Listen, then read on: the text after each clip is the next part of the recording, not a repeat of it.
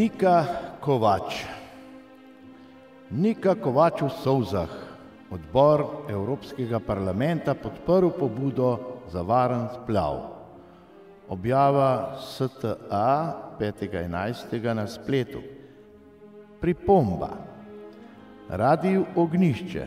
Ne morem poslati tega pisma, ker mi je gospod glavni urednik na fin način prepovedal pošiljanje svojih člankov o Ognjišču, kljub temu, da je v njegovem pismu zapisano, naj jih ne pošiljam njemu osebno, ker jih ne bere. Hvala za vaše cenjeno mnenje, spoštovani gospod, glavni urednik Radia Ognjišče. Ne, ni, niti za splavljeni najzgodnejši zarodek, niti za splavljenega otroka, včasih celo v 9. mesecu nosečnosti. Ni varnega splava. Vedno je prvi zarodek nasilno odstranjen, drugi otrok pa brezobzirno umorjen. Vedno pa gre za tragedijo. Vedno, ko se zgodi splav. Za tragedijo, ki pušča posledice, ne le na kateri od žensk, temveč tudi na številnih drugih, kakorkoli povezanih z njo. In naša Nika, sirota, joče od sreče, ker se uspešno bori za splave in za svojo krvavo politično uspešno pot. Veljavnost varnega splava velja samo za varnost mastnih plač aktivistov in aktivistk inštituta 8. marec in njegove politične prihodnosti, pa prav za nikogar drugega. Naj se že kar na samem začetku tega svojega pisma bralkam in bralcem opravičim gospe Niki Kovač, ker bom pri polni zavesti in zdravi pameti, kljub temu, da nas stare, hoče vse bolj pomlajena gospa Musar čimprej evtanazirati. Zelo nespoštljivo pisala o zadnjem političnem uspehu Nike Kovač v Evropski skupnosti. Ta njen uspeh je etično in moralno povsem v skladu samo še s tistimi totalitarnimi zakonodajami, ki so nacionalsocialistom in drugim komunistom omogočile totalno oblast nad vsemi človeškimi telesi in dušami. Naj že na začetku, da bo gospe Niki Kovač, borki za menda varen splav, jasno, kaj se gredo ona in njeni sodelavci oziroma borci za varen splav, vsi s posebnimi moralnimi potrebami zaradi pomanjkljivosti svojih ozkih duhovnih obzorij, ko se hvalijo s svojimi zločinskimi političnimi dosežki pri uveljavljanju pospeševanja izbrisa avtohtonih narodov in narodnosti v državah Evropske skupnosti. Nikin boj pod komunistično taktirko z azijatsko-muslimanskega mafijskega šefa, nekdanjega predsednika Združenih držav Amerike, Baracka Obame, za varen splav v najširšem smislu deluje v skladu prav z vsemi zahtevami svetovnega, kitajskega protizahodnega globalizma, ki si z vsemi silami oziroma sprav vso svojo politiko prizadeva, da ne bi bilo več prav dolgo močnih zahodnih držav, niti ZDA, niti Rusije, tudi ne v Evropski skupnosti, temveč bi vodila svet ena sama totalitarna država, seveda velika Kitajska. Tako so pokazali tudi volilni rezultati v New Yorku. V resnici v državi New York, kjer je bila končno po desetletjih krvavih prizadevanj vendarle izvedena komunistična revolucija s skorajšnjim strahotnim terorjem nad komunističnimi prebivalci tega mesta, kot je običajno v vseh komunističnih revolucijah. Po kitajskem načrtu bo kmalu komunistična, tipično kitajsko komunistično kapitalistično gospodarsko ureditvijo, tudi vsa Evropa, z vso Evropsko unijo in z Rusijo.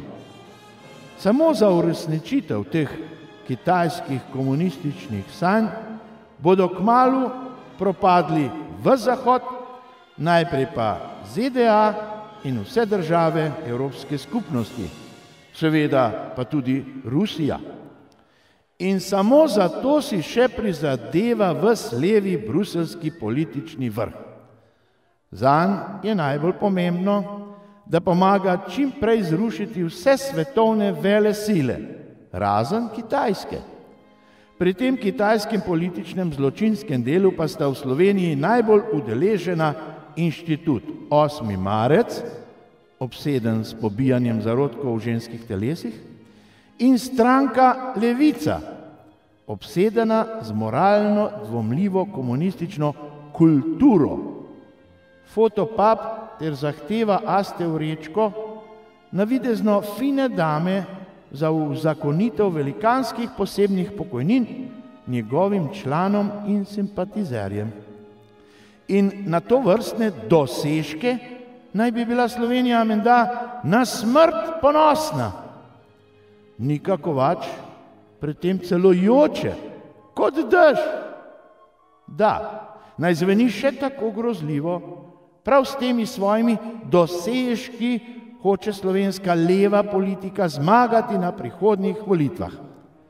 Prihodnji predsednik vlade pa je menda že izbran, dr. Vladimir Prebilič, navidezno še Mačkov in Kučanov komunist, v resnici pa poslanec v levem delu parlamenta EU-ja, kjer se kot levi borijo za izbris vseh narodov in držav EU-ja, da bi ta postala enorasna zahodna velesila, še posebno po priključitvi zahodnega dela Rusije.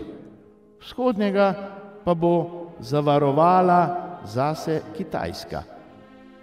Žal Evropska skupnost nikoli ne bo velesila, samo ponižni cucek svetovne, edine kitajske velesile. Amen. Je že bilo odločeno v Sorosovi marksistični, multikulturni, globalistični, humanitarni fundaciji, ki je poskrbela za odstranitev vseh tradicionalnih politik na Zahodu. Zahod je mrtev. Brezčutna umetna inteligenca in azijatska prislovična čustvenost in brezčutnost sta nova svetovna vera. Ta že prevladuje tudi v Vatikanu. Ta, kar zadeva katolištvo in krščanstvo, le še nekoliko brca zaradi spodobnosti, je pa v resnici že na parah. Slovenci, večinoma, pa vse to, splav, evtanazijo, raznarodovanje, hvalijo, hvalimo. Pa so Slovenci, še zlasti tisti na politični levici, še normalni? Ima veliko razlogov, ima Nika Kovač za pretakanje solz njene neumne kitajske sreče. Vsi ti Obamovi programi o ravnanju z najrevnejšimi in najbolj brezpravnimi zemljani so bili večinoma pripravljeni za prenaseljeni in lačni tretji svet že pred desetletji v Združenih narodih. Ker pa jih ni bilo mogoče dovolj hitro uveljaviti, uradniki OZN-ja in njihovi aktivisti pa niso hoteli izgubiti služb, so jih začeli uveljavljati, kar kaže, tako preveč na hitro izumirajočem Zahodu. Neka Marta Gregorčič je prejela nek denar, da je učila slovenske ženske saditi fižol. Pa saj smo mi, Slovenci, ob koncu Avstro-Ogrske pripeljali svoje kmetijske izdelke celo na svetovno razstavo v Pariz. Materjim kretenom sploh ne vedo, kaj vse je že nekoč dosegla Slovenija, naprimer v sadjarstvu.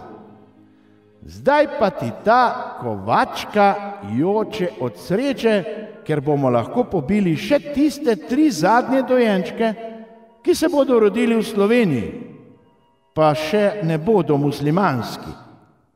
Ne, muslimani ne dovolijo splava. In Niki je to jasno, kot beli dan. Saj bo najraje kar požrla Hamasovce od same ljubezni do njih, emancipiranih fantov in mož. Kakšna smrdljiva zmešnjava je ta sedanja multikulturna politika. Morali jo bomo uvrščati brez pardona. Mislim, kot Alice Weidel, da bodo najprej notranji nemiri, nato pa državljanske vojne, potem pa še svetovna vojna. Frančiška Butolo.